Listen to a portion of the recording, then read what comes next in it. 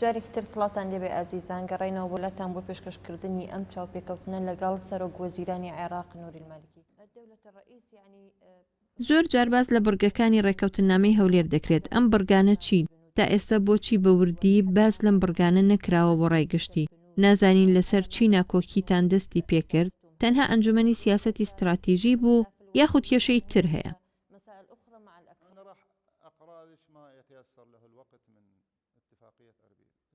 من ئێستا خوێندنەوەیەکە بۆکەم بۆ ئەو ڕێکەوتنامەیە. ڕێکەوتنامەی هەولێر بنەما سەرەکیەکەی دروستبوونی حکوومەت بوو. حکوومەت و ئەنجومەنی نوێنەران و کۆمار، دامەزراندنی وەزیرەکان کە ئەم بەشەیان ئەنجام درا. یەکەم کەس کە پابەند نەبوو بە ڕێکەوتنامەی هەولێرەوە لیستی عێراقیە بوو. ئەو ڕۆژەی کە دەستمان کرد بە دەنگدان لەسەر سەرۆکی ئەنجومەنی نوێنەران و سەرۆکی کۆمار و پێویست بوو چۆن ئێمە دەنگمان بۆ سەرۆکی ئەنجومەنی نوێنەراندا ئەبوایە ئەوانی شەمویان دەنگیان بە سۆرە کۆمار باە. بۆیە ناچار بووین دوو جار دەنگ بین. یەکەم پێشێلکاری ئەوان کردیان کە نایانەوێت باسی بکەن. وە کاک مەسعود لە تەنیشتم دانیشت بوو هەڵچوو وتی ئەم ڕەفتارە چییە؟ وتم واز بێنە با مەسەلەکە بڕوات پاشان ئێمە حسابەکەین. بەڵام وا دیارە ئەمە هەمووی لەبیر کرا. ڕێکەوتنامەی هەولێر ئەمانە بنەماکانە تایدا. دامەزراندنی حکوومەت، سەرۆکایەتی پەرلەمان، سەرۆکایەتی کۆمار، هەندێک وردەکاری تریشی تایە. وەزارەتە ئەمنیەکان کە وەزارەتی بەرگری بۆ سوننە بێت، وەزارەتی ناوخۆش بۆ شیعە بێت، و ناوەکانیش کە بۆ ئەو دوو وەزارەتە دانراون لە ئەنجومەنی نوێنەرانە. خاڵێکی تر یاسای نەوت و غازە. یاسای نەوت و غازیش لە ساڵی 2007ەوە هەیە و تا ئیستاش لە پەرلەمانە.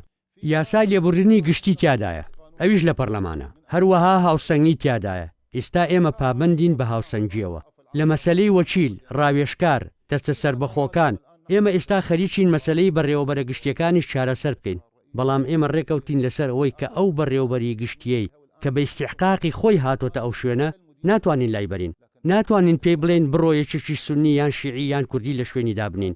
ئەم هاوسەنگیە ئێستا هەیە. لە کۆلیژەکانی ئەرکان و پۆلیسەوە دەستمان پێکردووە بە پیر پارێزگاکان نەک بە پێی مەذهەبەکان. هەروەها فەرماندەی فیرقە و ئەوانش لە نێرمە پەرلەمان. هیچ کێشەیەکمان نییە. هەموو شتێک لە ڕێکەوتنامەی هەولێر هەیە. ئەنجومەنی سیاست یاساکەمان دانا و ناتمان بۆ پەرلەمان. باز لە ڕێکەوتنامەکەن. من ڕێکەوتنامەیەکەم هەیە واژوو کراوە لە نێوان دەوڵەتی یاسا و هاوپەیمانی کوردستانی با دەریکەن و ئاشکرایکەن بۆ خەڵک. لە بڕگەی یەکەمدا نووسراوە پابەندبوونی تەواو بە دەستورەوە، بەرگری تەواوی سیستمی دیموکراتی فیدرالی.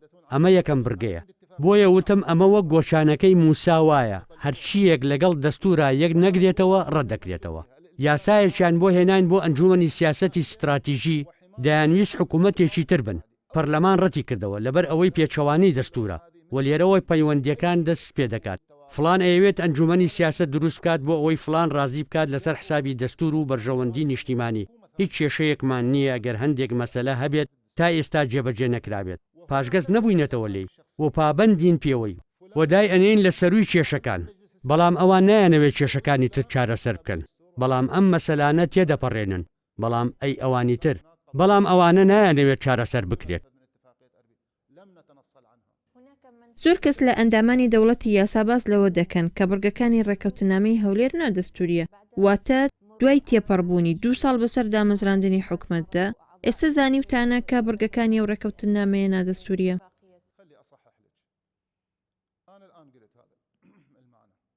نەخێر با بۆ ڕاست بکەمەوە. کەس نییە لە دەوڵەتی یاسا یان دەرەوەی دەوڵەتی یاسا بڵێت نادەستوریە. لەبەرەوەی هەڵبژاردن، دابەشکردنی سەرۆکایەتیەکان و وەزیرەکان هەمووی دەستوریە و هیچ کێشەیەکی نییە. مەسەلەی یاسای نەوت و غاز و ئەوانی تر بەڵام شتی نادەستوری تایە. نمونەیەکم هێنایەوە. ئەنجومەنی سیاسەتی استراتیژی هەروەها وەک کێشەی پاسەوانی هەرێم ئێستا 5 ساڵە ئەم کێشەیە وەستاوە. چییە؟ مەسەلەکە ئەوەیە کە دەستور ئەڵێت پاسەوانی هەرێم ئەبێت لە تایبەتمەندی هەرێم بێت. ئەگەر ئەم دەقە دەستوریە نەگۆڕێت کەواتە هەموو شتەکان لە ناو دەرکەوتنامەکەدا پێچەوانی دەستور نییە. تەنها دوو بڕگەیە. ئەشتوانین وای لێ بکەین کە لەگەڵ دەستورا بگونجێت.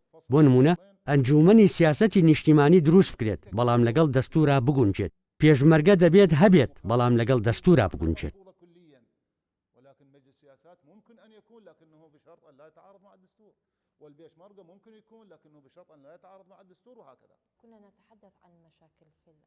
باسی کێشەکانی هەرێممان کرد. ئێستا دەمەوێت باس لە کێشە سنووریەکان بکەم. زۆر جار تورکیا و ئێران هێرشی ئاسمانی و تۆپبارانی سنوورەکان دەکەن بە بیانووی لێدانی پارتی کرێکارانی کوردستان و پژاک ئایا حکوومەتی ئیتیحادی ناتوانێت ئەم هێرشانە ڕابگرێت؟ بەڵێ دەتوانێت، بەڵام دەبێت حکوومەتی ئیتیحادی بوونی هەبێت. بەڵام ئێستا ئەوە بوونی نییە و بتەوێت بەلاسلچی کێشەکان چارە بکەیت ئەوە ناکرێت. بۆیە ویسمان دوو فیرقەی شاخاوی لەوێ دروست بکەین، دوو فیرقەی بەهێز بۆ ئەوەی سوپای عێراقی بوونی هەبێت لەوێ، تا سنوورەکان بپارێزن و دزەکردن و هێرشکردنیش نەهێڵن بۆ سەر خاچی کوردستان و گەلی کورد. بوونی ئۆپۆزیسیۆنی تورکیا و ئێران لە ناوچە سنووریەکان وا ئەکات کە پێکدادان ڕووبدات و بردومانی لێ بکەوێتەوە. ئەمەش ئەبێتە هۆی ئەوەی کە نەهامەتیەکانی گەلی کورد زیاتر بێت. بەڵام ئەگەر بتەوێت ئەو کێشەیە چارەسەر بکرێت بە شێوەیەکی کۆتایی، ئەبێت حکوومەتی ئیتیحادی خاوەنی قسەی خۆی بێت، لەبەرەوەی مەسەلەی سەروەری و سنوور مەسەلەیەکی پەیوەست بە حکوومەتی ئیتیحادیە. هەر ڕێکەوتنیەکیش لەسەر خاچی عێراق لەگەڵ ئەو دوو ڕێکخراوانە قبوڵ نییە. ئەمە سەروەریە پەیوەندی بە حکوومەتی ئیتیحادیەوە هەیە، نەک حکوومەتی هەرێم. ئێستا ئەبیسم ڕێکەوتنیەکەی لەگەڵ تورکیا لەسەر پەکەکە، لەسەر بوونیان یان نەبوونیان لەوێ. ئەبێت ئەو بریارە لە ڕێگەی حکوومەتی ئیتیحادیەوە بدرێت لەسەر ئەو بنەمایە کە سەروەری و ئاسایشی مرکزیە. دابەش نەکراوە بەسەر هەرێم و پارێزگاکاندا. هەر کاتێک ڕێکەوتنێک لەگەڵ تورکیا یان ئێران یاخود هەر لایەکی دیکەدا بکرێت بە شێوەیەکی یاسایی کە حکوومەت بەشێک نەبێت تیادا و پێشێلکاری دەستوری ڕووبدات، پێشێلکاری سەروەری بکرێت. ئاکامەکەی بەو شێوەیە ئەبێت کە لە کۆتاییە بە بەرژەوەندی گەلی کورد کۆتایی نایەت. زۆر جارباس لەوە دەکرێت ئەو ناکۆکی لە نێوان تۆ و سەرۆکی هەرێمدا هەیە بەهۆی نزیکی سەرۆکی هەرێمە لە تورکیا و هەندێک وڵاتی دیکەی عەرەبی. هەروەها ئێوەش پەیوەندی بەهێستان لەگەڵ ئێران و ئەمریکادا هەیە، بۆیە پشتت بەمان ئەستورە و پێویستت بە هاوپەیمانیەکانی ناوخۆ نییە. بە پێچەوانەوە هێزی من و هێزی عێراق لە یەکگرتنی ڕۆڵەکانیدایە، واتە لە یەکگرتنی ڕۆڵەکانیدا نییە لەگەڵ خەڵکانی دیکەدا. ئەم تیۆریە کە کاری پێدەکەن ئەو پەیوەندی لەگەڵ تورکیادا باشە و ئەوی دیکەیان پەیوەندی لەگەڵ یەکێکی دیکەدا باشە. هێزی من و هێزی عێراق و هەروەها هێزی عێراقیەکان لەوەدایە کە لەگەڵ یەکدا یەک بگرن لەسەر ئەو بنەمایی کە وڵاتەکەیان یەکپارچەیە کە هەموو شەریکی یەکن و دەستوریش دەستوری خۆیانە. دووهەم، من چ کێشەیەکەم لەگەڵ تورکیادا هەیە؟ بە پێچاوانەوە هەموو ئاسۆکانم لەبەردەم کۆمپانیاکانی تورکیادا کردووە بۆ باشترکردنی پەیوەندیەکانمان لەگەڵ تورکیا. سەردانم کردن، هاتنە لام کۆبووینەوە لیژنەیەکی باڵامان پێکەنا. ئێستا کۆمپانیەکانی تورکیا بەبێ هیچ کۆت و بەندێک کارەکەن لە باکووری عێراق هەتا باشوور. هیچ کێشەیەکمان نییە لەگەڵ تورکیادا. بە پێچەوانەوە سیاسەتی نوێمان لە عێراق کردنەوەی هەموو ئاسۆکانە بەڕووی وڵاتانی جیهاندا. دژایەتی هیچ وڵاتێک ناکەین.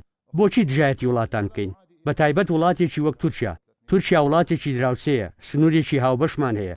ئێستا قەباری ئاڵوگۆڕی بازرگانی نێوانمان 13 بۆ 15 میلیارد دۆلاری ساڵانەیە. سەبارەت بە ئێرانیش ئەوانیش وڵاتێکی دراوسێن و 1300 کیلۆمەتر سنوورمان لە نێواندایە. هەروەها ئێران بە نزیکەی 10 میلیارد دۆلار سەرمایە گوزاری لە عێراقدا ئەکات. بۆچی دژایەتی ئەمریکا بکەین؟ بۆچی دژایەتی سعودیە بکەین؟ دژایەتی کەس ناکەین. پاشان پەیوەندیمان لەگەڵ تورکیا کاتێ پەیوەندی مەسعود بارزانی لەگەڵ تورکیادا گرژ بوو، ئێمە پەیوەندیمان باش بوو. کاتێک کە تورکیا بە شێوەیەک لە هێز باسی پارتی دیموکراتی کوردستان و هەرێمی کوردستانی ئەکرد، پەیوەندیەکانمان ئاسایی بوو. هەوڵمان دەدا لێک نزیکبوونەوە دروست بکەین لە نێوانیاندا. پەیوەندی بە پەیوەندیەکانمانەوە نییە لەگەڵ تورکیادا، بەڵام چەند هەڵوێستێک ڕوویاندا، چەند لێدوانێک دران کە ناکۆک بوون لەگەڵ ڕێزگرتنی پەیوەندی نێودەوڵەتیدا.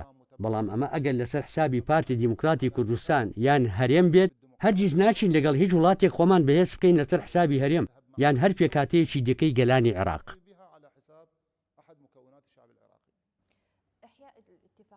باسکردنی ئەو ڕێکەوتنامانەی کە سەدام حوسێن مۆری کردبوون، بە تایبەت باسکەوتنی ڕێکەوتنامەکەی جەزائیر وا پیشان دەدات کە ئێوە ئەتانەوێت لە دژی کورد کار بکەن. بۆچی لە ئێستادا باسی ئەو ڕێکەوتنامەیەتان کرد؟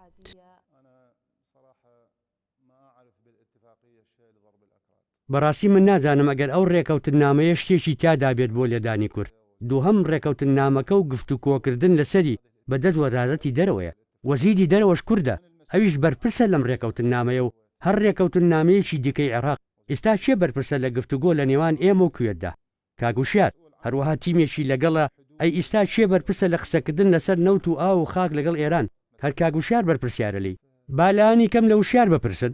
بۆچی پەلەکەن لە لێدواندان و وەڵامدانەوە؟ بۆ ئەوەی کێشەکان گەورەتر بێت و قوڵتر بێتەوە؟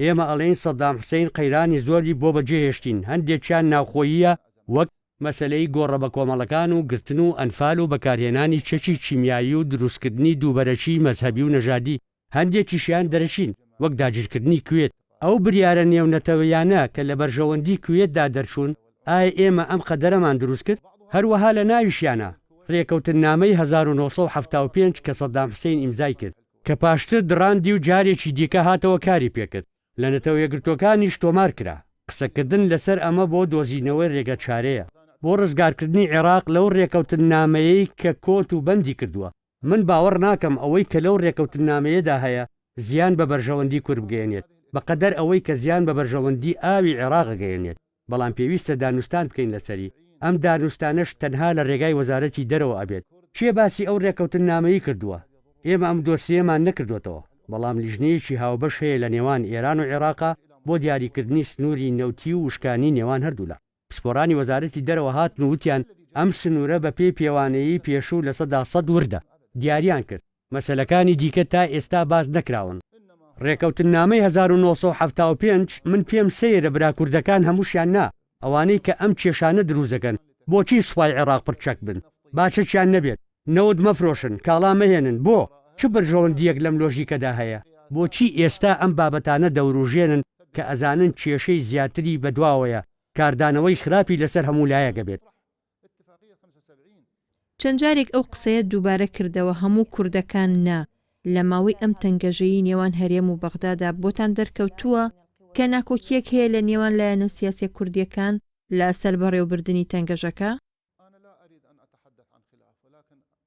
نامەوێت باسی ئەوە بکەم کە ناکۆچی هەیە لە نێوانیاندا بەڵام لایەنێکەیە کە عەقڵانی و دانایی پێوە دیارە لایەنێکی دیکەش هەڵچوونی پێوە دیارە بێگومان من هاوڕێی عاقڵ و داناکانم و هیچ شتێکیش لە هەڵچووەکان قبوڵ ناکەم لەبەرەوەی گەلی کورد بەرەو مەترسی دەبن هەروەها گەلی عێراقیش ئەمە جیاوازیەکەیە نامەوێت بچمە نا ئەو بابەتە و هەڵی بژێرم و دەستنیشانی بکەم بەڵام هەموو مرۆڤی عاقڵ هەڵەبژێرێت ئەوانە هەڵەبژێرێت کە حەزیان بە چارەسەرکردنە بەهێمنی و ناشن لای ئەوانەی شەڕ و سەرکێشی هەڵەبژێرن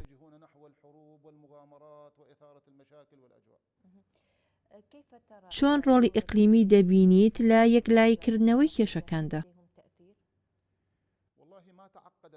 بەهۆی دەستێوەردانی ئیقلیمەوە نەبێت کێشەکانی ناوخۆ ئاڵۆز نەدەبوون ئەوەی ببێتە هۆی ئاڵۆزکردنی کێشەکانی ناوخۆ هەرگیز نابێتە بەشێک لە چارەسەر چێ ئەیەوێت بۆ چۆ بچێت با بچێت هیچ کێشەیەک چارەسەر نابێت تەنها لێرە نەبێت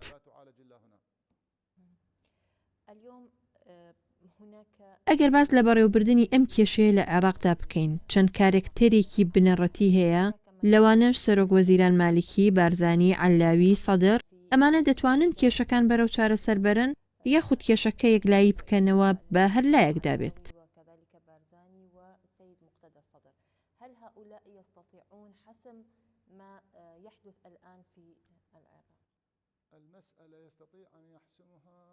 خۆی مەسەلەکە ساکارتنین عێراقی ئەتوانێت چارەسەری بکات پێویستی بە سەرکردایەتی نییە عێراقیەکی سادە و ساکار ئەتوانێت کێشەکە چارەسەر بکات ئەوترێت یەک خێزانیش کێشەی هەبێت بیرروبۆچوونی جیاوازی تایە بەڵام پرەنسیپێک هەیە کە کۆیان بکاتەوە هەر کەسێگەڵێ من کێشەیەکم هەیە لەگەڵ ئەوی دیکە وەرن دانیشن باسی بکەن دەستورتان هەیە بزانن دەستور چی ئەڵێت چارەسەری بکەن پێویستی بە سەرکردایەتی نییە بەڵام ئێمەمانەوێت خۆمان وا پیشان بین وەک سەرکردە ئیداری کێشەکە بکەین زۆر ئاسانە من کێشەیەکم هەیە لەسەر تۆش کێشەیەکت هەیە لەسەر من وەرە با دانیشین باسی بکەین ئێستا لە ڕێگەی ئێوەشەوە حەزەکەم بڵێم ئەگەر حەز ناکەیت من بینیت و حەز نەکەم بتبینم کە ئەمەیان وانە من پێشوازی لە هەمویانەکەم حەز دەکەم لەگەڵ هەمویانە دابنیشم گفتوگۆیان لەگەڵ بکەم هەمویان هاوڕێی منن سرە ڕای ئەوەی کە ڕوو دەدات ئەوان هاوڕێی منن جیاوازی دەکەم لە نێوان پەیوەندی هاوڕێیەتی و پەیوەندی کارکردنە ئەگەر ناتانەوێت ئێمە ببینن وەڵا کێشەکانتانم بەنووسراو بۆ بنێرن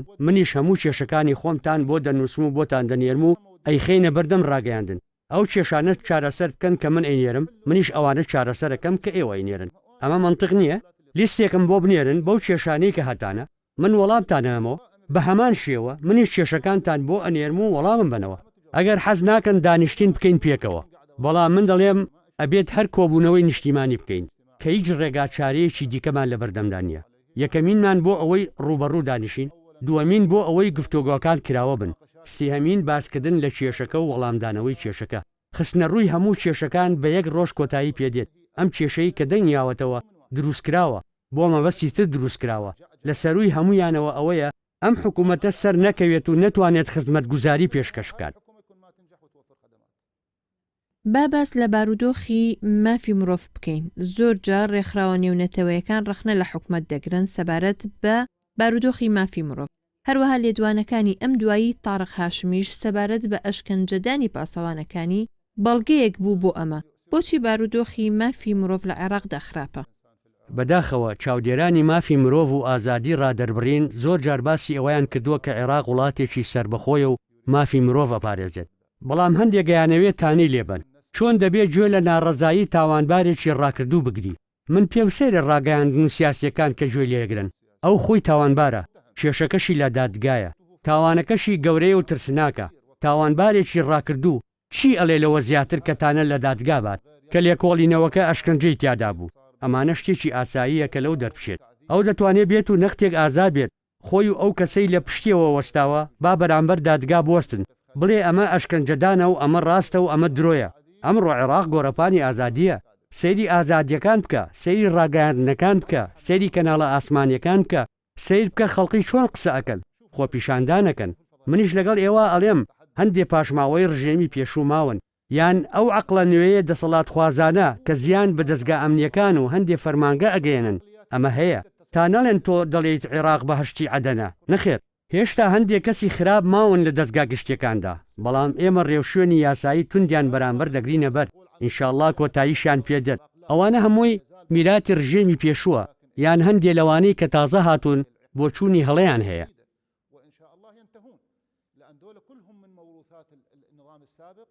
ومن الذين جاءوا جدد ويحملون في أذهانهم بعض التصورات الخاطئة. شكرا جزيلا. زۆر سوپاسە دەکەم. ئەگەر شتێکت ماوە لێرەوە دەتەوێت بە هاوڵاتیانی کوردستانی بگەیەنیت بفەرموو.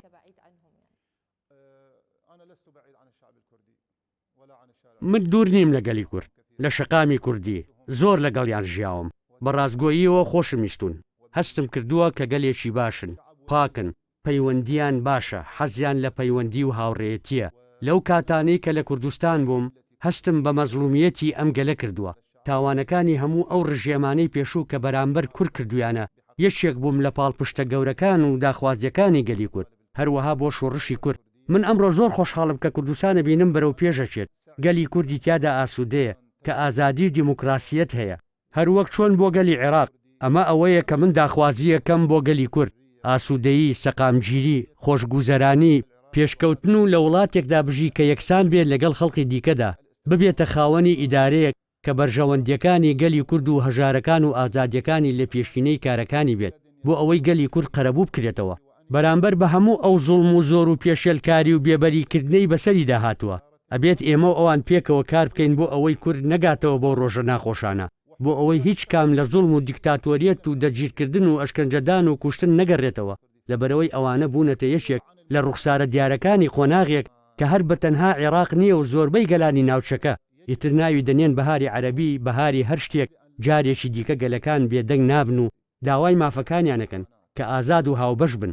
هیواداریشم گەلی کورد هەر وەک چۆن حەزەکات ئاواتەکانی بێتە دی، منیش دەستی هەموو ئەو سەرکردانە ئەگوشم کە بەرژەوەندی هەرێم و گەلی کورد لە پێش هەموو شتێکەوە دادەنێن. زۆر سوپاسە دەکەم. ئازیزان تا بەرنامەیەکی تر و چاوپێکەوتنێکی تر هەر شاد بن.